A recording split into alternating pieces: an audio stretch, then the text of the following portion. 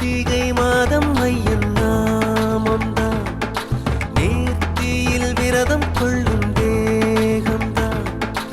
இருமுடி திருவடி பயணம் தாங்கும் பாதம்தான் திருப்படி திசையை நோக்கி சரண கோஷம்தான்